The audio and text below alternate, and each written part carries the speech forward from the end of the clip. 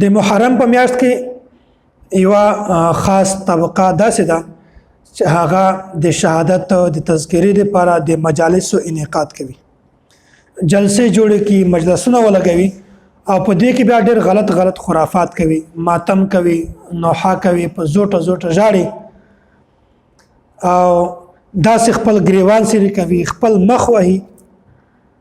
نو دا بالکل جایز نه ده، ناجایز کار ده. دغه وجه نه چې دغه د روافض سره مشابهت راځي. رسول الله صلی الله علیه وسلم فرمانده من تشبه بقوم فهو منهم.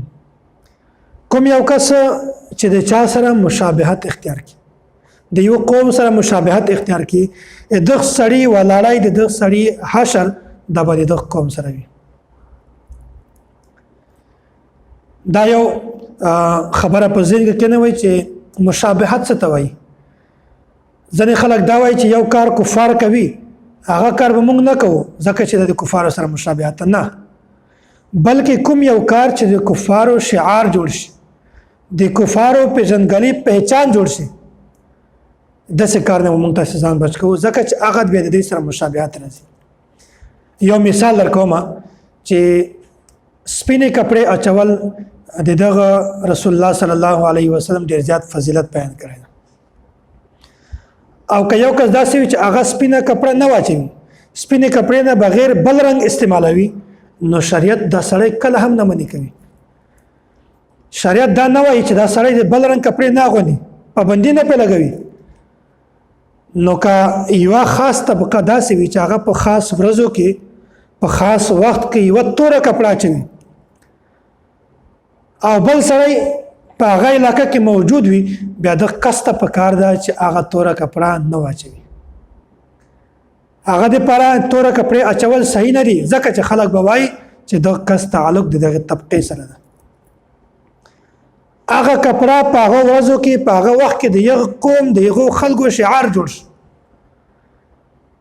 نو په عام وختو کې خو توره کپړه اچولی شي، هېڅ مسله نشته، هېڅ ګناه نشته، خو په دغه ټیم کې په دغه وخت کې داسې کپړې نه بالکل تاسې ځان بچ کوئ.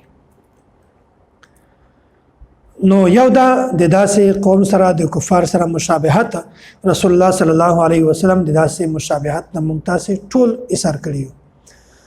او بل علامه ابن حجر الهیثمی المکی رحمت الله علیه دا خبره بیانوي، وای تاسې د روافضو چې کوم بدعات دي په هغه کې ځان مه مبتلا کوئ ځکه چې دا د مسلمانانو د شان لایق نه ده. روافض څه کوي؟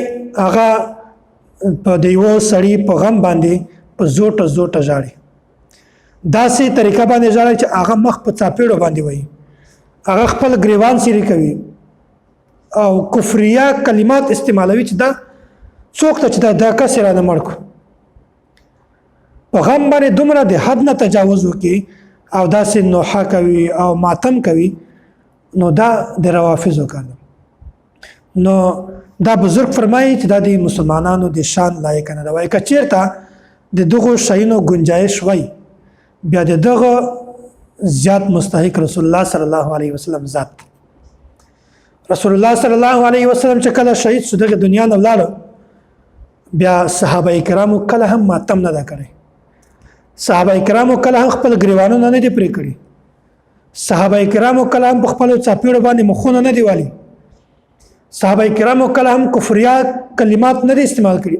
غم خو هر انسان ته وي، پریشانی خو هر انسان ته وي، دا خو یو فطرتي خبره ده چې د یو سړی یو محبوب شی ختم شي، یو سړی د دنیا نه ولاړ شي، خپل پلار دی وي، ورور دی وي، لور دی وي، مور دی وي، په دا باندې ژړل د سترګو نه اوښکې بهېدل، په دې باندې پریشانی کول، پریشانېدل یو فطرتي خبره ده، خو هر انسان ته وي، خو د حد نه تجاوز کول دا بدعت.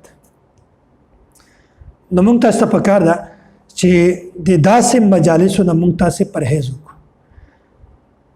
که چېرته یو فرقه یوه طبقه داسې وي چې هغه دا مجالسو انعقاد کوي د هغو په مذهب کې به جایز وي، د هغو خپل مذهب ده، خو موږ تاسې به زه د خپلو خلکو ته دا نصیحت کوم چې موږ تاسې به هغو مجالسو ته کله هم نه ورځو.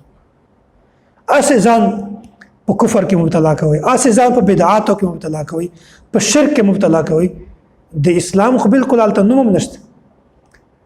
الله تعالی دې مونږ تاسو ته د داسې مجالسو ته د ورتګ نه بالکل حفاظت را نصیب کړي. الله تعالی دې مونږ تاسو ته د بدعاتو نه او د داسې رسوماتو نه هم حفاظت را نصیب